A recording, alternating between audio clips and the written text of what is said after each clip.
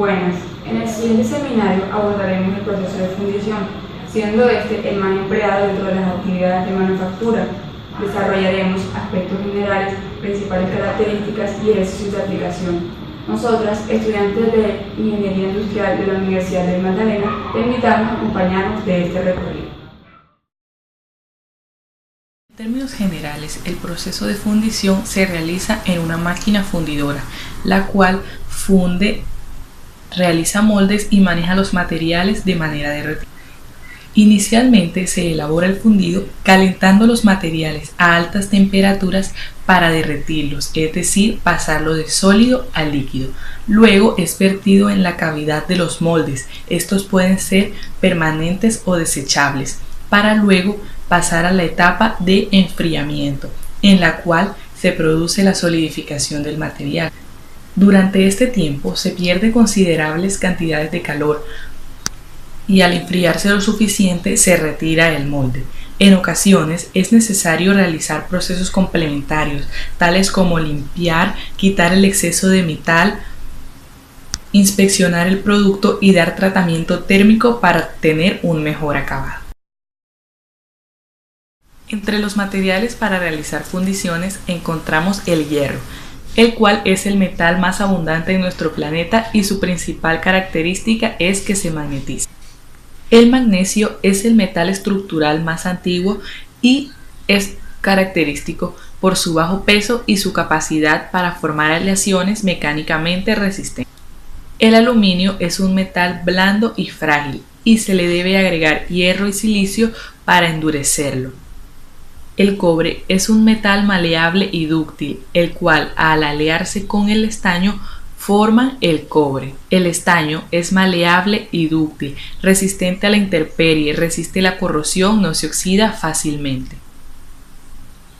Además, se pueden utilizar las aleaciones, las cuales son mezclas de dos o más metales o de metales con elementos no metálicos. Las aleaciones se pueden clasificar según el componente que se encuentre en mayor proporción. A estos se les conoce como componentes base y los componentes que se encuentren en menor proporción se les denominará componentes trazo. Además, las aleaciones se pueden clasificar en dos grandes grupos, aleaciones ferrosas y aleaciones no ferrosas. Bueno, tipos de hornos. La selección de tipo de horno depende de la aleación que se vaya a fundir, el costo, la capacidad que tenga el horno y de la temperatura de fusión y de vertido. Hay varios tipos de hornos, entre esos están los cubilotes, horno de combustible directo, los crisoles, el horno de arco eléctrico y horno de inducción. Los cubilotes es un horno de cilindro vertical. Los cubilotes se usan para hierros colados. El mayor peso en toneladas se dan cubilotes. Horno de combustible directo. Un horno de combustible directo contiene un hogar abierto pequeño en el que se calienta el metal. En la parte inferior del hogar tiene un agujero de salida en el cual se extrae el metal fundido. El combustible común es el gas natural. Este tipo de horno se emplea para metales no ferrosos, aleaciones como base de cobre y aluminio. También están los crisoles. Los crisoles funden el metal sin que tenga contacto con una mezcla de combustible. Hay tres tipos, los que son el móvil, estacionario y volteo. Se utiliza combustible común, el petróleo, gas o carbón y se emplea para metales ferrosos. Está el horno de arco eléctrico. La carga se funde debido al calor generado por un arco eléctrico y el consumo de energía es alto. Tiene una alta capacidad de fundición a cerca de 23.000 a 40.000 kilogramos por hora y se usa para fundir acero. El último sería el horno de inducción. Este horno da como resultado metales fundidos de alta pureza y calidad y se emplea casi todas las aleaciones como el acero, hierro y aluminio. Para realizar la fundición es primordial contar con un molde, el cual no es más que una cavidad geométrica que determina la forma de la pieza que se va a fundir. Este puede ser de varios tipos. Según su cavidad, encontramos los moldes abiertos, que son aquellas donde se vierte el metal líquido hasta llenar la cavidad abierta, y los moldes cerrados, que son sistemas de paso en el que se permite que el material derretido fluya desde el exterior hasta la cavidad. Por otro lado, podemos clasificarlos según su vida útil. En esta tenemos moldes desechables y permanentes, de los cuales hablaremos más adelante. Cuando hablamos de otros procesos de fundición con moldes desechables, el modelo más tradicional es la fundición de metales en moldes de arena. Pero existen otros materiales como el yeso, cerámicas y materiales similares que se mezclan con aglutinantes para mejorar sus propiedades. La diferencia entre estos métodos es la composición del material del molde o la manera en que se fabrica. Algunos de ellos son: el moldeo en cascarón o concha. Es un proceso de fundición en el que el molde es un cascarón delgado que mide 9 milímetros o 3/8 de pulgada. Etapas del moldeo de cascarón. Primero, se calienta una placa de ajuste. Se coloca sobre la caja que contiene arena y resina. Segundo, se invierte la caja y forma una concha dura. Tercero, la caja se coloca en la posición original. Cuarto, el cascarón se calienta a fin de completar el curado. Quinto, separación del cascarón del molde. Sexto, se ensambla y se realiza el vertido. Séptimo, se retira el fundido terminado. Las etapas del moldeo al vacío son: 1. Se coloca sobre modelo de capucha y base por medio del vacío. 2. Sobre la placa de modelo se coloca la caja de moldeo y se llena con arena. 3. Sobre la capa de moldeo se coloca otra película de plástico y se induce un vacío. 4. El vacío se libera para que salga el molde. 5. El molde obtenido se ensambla con su mitad correspondiente para formar capucha y base, y manteniendo el vacío sobre ambas mitades se hace el vertido. Etapas de fundición por revestimiento. Primero, moldes de cera. Segundo, unión de varios moldes. Tercero, el árbol es cubierto con delgada capa de material refractario. Cuarto, formación del molde. Quinto, se vierte el molde y se calienta para fundir la cera. Sexto, el molde se precalienta para eliminar contaminantes. Se vierte el metal fundido y se solidifica. 7. Se rompe el molde. Por último, tenemos la fundición por revestimiento o proceso de cera perdida. Se elabora un modelo de cera y se recubre con un material refractario para formar el molde, después de lo cual se derrite la cera antes de verter el material fundido. Con respecto al proceso de fundición con moldes permanentes, les hablaremos de la fundición con troquel y la fundición centrífuga. La fundición con troquel es aquel proceso de fundición en el cual se va a inyectar a una presión elevada un metal fundido a la cavidad del molde. Las presiones comunes entre las cuales se ocurre este proceso son entre 7 a 350 megapascales, es decir, entre 1000 a 50.000 libras sobre pulgada cuadrada. Esta presión se debe mantener durante la solidificación, después de la cual se abre el molde y se retira la pieza. Actualmente existen dos tipos de máquinas para esta fundición, la cámara caliente y la cámara fría. La cámara caliente es el proceso que está limitado para las aplicaciones con metales que poseen un punto de fusión bajo, Esto se debe a que no vayan a imponer ningún ataque químico frente al pistón o a los otros componentes mecánicos que van a intervenir. Este es un claro ejemplo con el cual se va a aplicar para los metales como el zinc, el estaño y el plomo. En estas imágenes podemos observar cómo el metal fundido, al aplicarle la presión por medio del pistón, pasa a llenar el molde que luego es retirado para obtener una pieza. Por otro lado se encuentran las cámaras frías, que son empleadas para fundir las aleaciones entre el aluminio, el latón y el magnesio. A este tipo de máquinas se les inyecta presiones entre los 14 y los 140 megapascales, es decir, entre 2000 a 20.000 libras sobre pulgada cuadradas. En estas imágenes podemos observar cómo por medio de un cucharón es aplicado el metal fundido que luego es impulsado por medio del pistón para rellenar el molde y luego ser extraído como pieza final. Finalmente, la fundición centrífuga es aquella unión de varios métodos de fundición, por lo cual se hace girar a gran velocidad los moldes impulsados por la fuerza centrífuga que harán que el metal derretido ocupe el espacio de las regiones externas de la cavidad del troquel. Los moldes para fundición en arena constan de un marco superior, un marco inferior y una caja de moldeo. Gracias a estas partes se hace posible almacenar el metal fundido para cubrirlo con las dos capas anteriormente mencionadas. Se debe tener en cuenta que para los moldes en fundición en arena se debe formar una cavidad, que será esta donde se va a introducir el molde.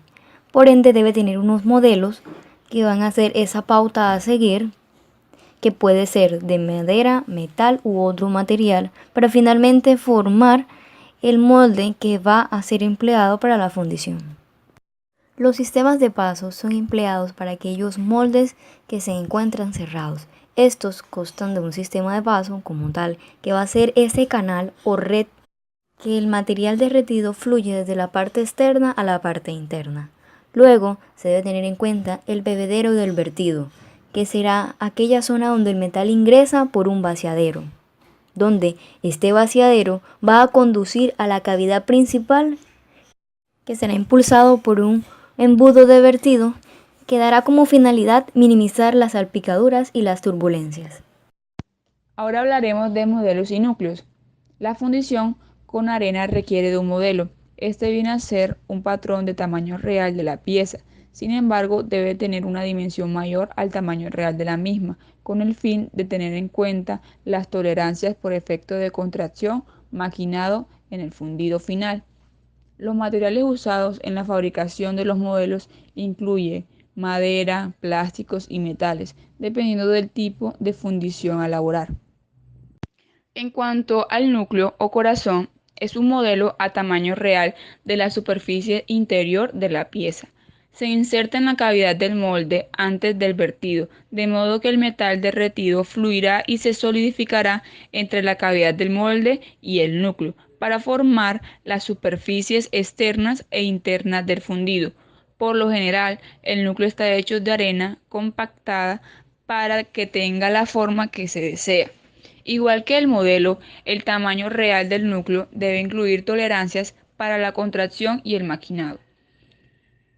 En función de la forma de la pieza, el núcleo quizá requiera de soportes para quedar en la posición en la cavidad del molde durante el vertido. Estos soportes, llamados corona, están hechos de un metal con temperatura de fusión más alta que la del metal que se va a fundir. Formación de la cavidad del molde. El método tradicional consiste en compactar la arena alrededor del modelo para la capucha y base, en una caja de moldeo. Se lleva a cabo con métodos diferentes, de manera manual, con golpeteos con la mano, ya que en los procesos mecanizados se operan distintos mecanismos, entre ellos, comprimir la arena alrededor del modelo por medio de presión neumática, ejecutar una acción de golpeteo en la que la arena contenida en la caja de moldeo con el modelo, dejando caer repetidas veces a fin de que se comprime en su sitio. Realizar una acción de lanzamiento en la que los granos de arena choquen en gran velocidad contra el modelo. También es posible realizar el molde sin caja de moldeo, es decir, se usa una caja de moldeo maestra. Cada molde de arena se produce por medio de la misma caja de moldeo maestra. El diseño de la mazarota se vuelve importante para este proceso debido a que será el medio empleado como almacenamiento en el molde en el cual el metal fundido va. Teniendo en cuenta las materias primas empleadas, procedemos a hablar de la descripción del proceso de fabricación industrial, en la cual se divide en dos fases. La primera es denominada calentamiento y vertido y la segunda solidificación y enfriamiento. Cuando hacemos referencia al calentamiento, estamos hablando de aquella primera fase en la cual el metal se le va a aplicar altas temperaturas con el fin de alcanzar su punto de fusión para poder ser agregado en una cavidad que es denominada molde. Por otro lado, cuando hablamos del vertido, estamos hablando de ese paso en el cual el metal va a poder fluir por todo el molde, teniendo en cuenta una temperatura de vertido, un sobrecalentado, una velocidad del vertido y una turbulencia. Y es entonces que vamos a comprender de que estos van a ser los factores que determinan el fundido. Cuando hablamos de la temperatura del vertido, hacemos referencia a esa temperatura en la cual el metal es introducido sobre el molde. De igual forma, cuando hablamos de sobrecalentamiento, es el aumento de esta temperatura del vertido, que viene dada por la temperatura del vertido menos el tiempo de solidificación del metal. Posteriormente vamos a tener en cuenta la velocidad del vertido, que será aquella tasa volumétrica en la cual se va a aplicar el metal en el molde. Sin embargo, en algunos casos esta tasa volumétrica puede ser muy alta y cuando es así se habla de turbulencia y esta puede afectar el estado del molde. Esto debe ser un factor que debe ser controlado debido a que si la velocidad del vertido es muy baja, estaríamos hablando de una solidificación antes del momento en el cual se requiere obtener este estado. Cabe resaltar que el calentamiento del metal viene dado por la siguiente fórmula, en la cual se tiene en cuenta el calor total requerida para aumentar la temperatura del metal a la temperatura en la cual se va a vertir, la densidad, el calor específico, la temperatura de fusión, la temperatura inicial, el calor de fusión, el calor específico del metal líquido, la temperatura del vertido y finalmente el volumen del metal que se calienta. Una vez terminada esta etapa, se procede a la segunda, denominada solidificación y enfriamiento. Y es aquí donde debemos tener en cuenta que esa solidificación hace referencia a una transformación del metal derretido de nuevo al estado sólido. Por esta razón, debemos tener en cuenta que el proceso de solidificación difiere en función de dos situaciones. La primera, cuando el metal se encuentra en un elemento puro. Y la segunda, cuando hablamos de una aleación. Para el caso de los metales puros, esta solidificación se va a alcanzar con una temperatura igual a la que se obtiene el punto de fusión. Como podemos observar en la gráfica, vemos un diagrama en el cual vemos la curva de enfriamiento, en la cual podemos observar la temperatura en función del tiempo. Esto es de gran importancia debido a que los puntos de fusión de los metales son conocidos, lo que facilita este tipo de proceso. De igual manera, cuando se hablen de las aleaciones, estas tendrán un proceso totalmente distinto, ya que estas no se van a solidificar en una temperatura específica, sino que estas lo lograrán por medio de un rango de temperaturas.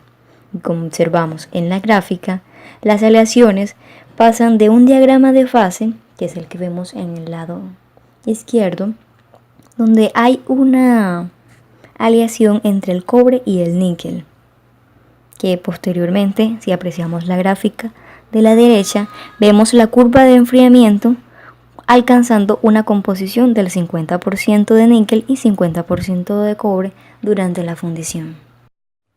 En estas fases se presenta un fenómeno denominado contracción, el cual hace referencia a esa reducción del volumen que va a tener un sólido en específico, que para nuestro caso será la fundición. Dicha contracción se presenta en 3 fases. La primera, que es la contracción líquida durante el enfriamiento antes de la solidificación. En esta vemos por el lado izquierdo que el nivel de inicio es inmediatamente igual al cual fue vertido el metal.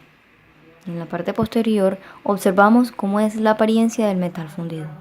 Pero cuando miramos el lado derecho de la imagen, observamos que pasado un tiempo se va a ver una reducción del metal fundido contenido en dicho estanque. Debemos tener en cuenta que la cantidad de contracción líquida por lo general es de alrededor de 0.5%. Una vez ocurre esta situación, se observa el segundo tipo de contracción, la cual ocurre durante el cambio de fase líquida a sólida, denominada también contracción por solidificación. En esta se presentan 2 efectos. La primera es la reducción adicional de la altura del fundido, como se observa en la gráfica, y a su vez se observa una restricción de la cantidad del metal líquido disponible para poder alimentar la porción superior. Y es entonces cuando vemos que la cavidad de contracción se empieza a reducir en gran manera, puesto que esta reducción no permite que se alimente la porción superior. Y será esta la última región que se va a solidificar. Algunos la denominan repuche por contracción. Por consiguiente, hablaremos del tercer tipo de contracción térmica del fundido solidificado durante el enfriamiento a temperatura ambiente. Esto se debe a que una vez se encuentra solidificado, el fundido experimenta una contracción mayor en su altura y por lo cual el diámetro de su enfriamiento se va a ver determinado por la expansión térmica que sufra dicho metal. Variables del proceso. Fluidez. Medida de la capacidad de un metal para fluir hacia un molde y llenarlo. Se considera que la fluidez es el inverso de la viscosidad. Conforme la viscosidad se incrementa, la fluidez disminuye. Para evaluar la fluidez existen entre otras la prueba del molde espiral, en el que la fluidez queda indicada por la longitud del metal que se solidifica en el canal espiral.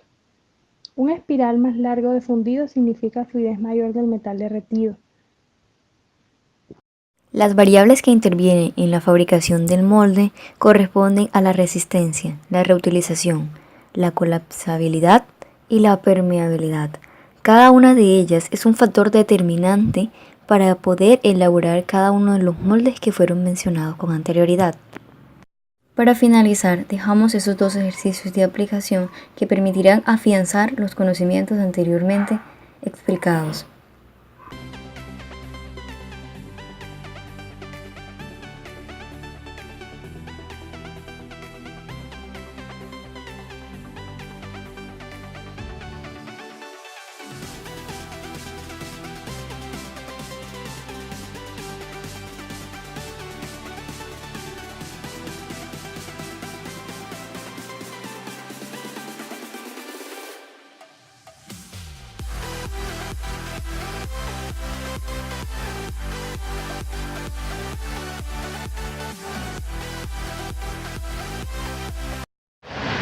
Finalmente, podemos concluir con este seminario que la fundición es un proceso muy importante, dado que permite fabricar piezas de diferentes materiales y dimensiones muy precisas, las cuales son resistentes al desgaste, absorbiendo mejor las vibraciones en comparación con otros metales.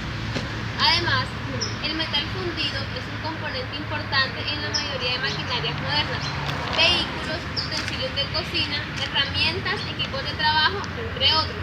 La mejor razón de su uso es que puede ser producido económicamente en cualquier forma y tamaño.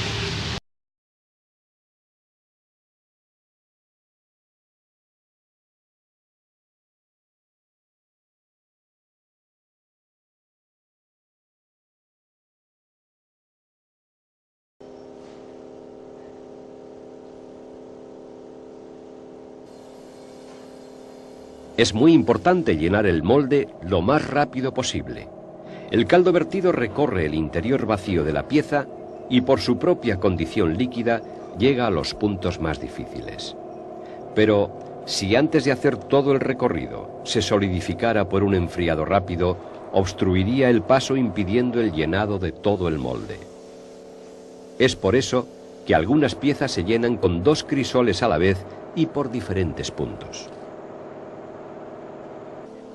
Aunque a simple vista el trabajo de la fundición del hierro parece muy tosco, la alimentación del horno requiere de una gran precisión, tanto en la regulación de la entrada de aire por las toberas para mantener el lecho del coc a su altura, como por el control de la cantidad y calidad de las cargas de hierro y carbón que se introducen en el horno. En una fundición normal, la materia prima para obtener el caldo de hierro son lingotes, acero, chatarra y retornos de hierro, mezclados en diferentes proporciones según los casos. Las adiciones de cal en la alimentación del horno sirven para disolver los óxidos metálicos e impurezas, formándose una escoria muy fluida capaz de separarse del hierro. Controlado el peso y las proporciones del hierro y carbón, cada carga se sube en un skip o vagoneta para introducirla por la parte superior del horno. Es muy importante mantener el nivel apropiado en el lecho de la colada. A través de las toberas, los operarios controlan este nivel y la calidad de las gotas de colada que se van formando. Los operarios van echando el caldo por uno de los bebederos y tras recorrer todos los espacios vacíos del interior, aparece por el otro agujero indicando que el molde está totalmente lleno.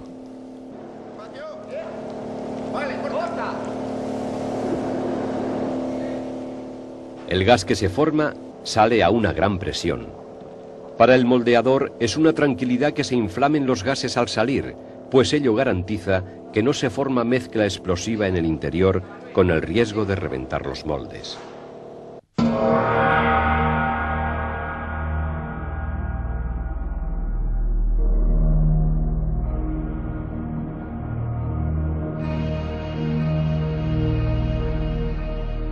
Una vez llenos todos los moldes, hay que tirar el horno, es decir, hay que abrir la puerta para que caiga todo su contenido y quede limpio el interior.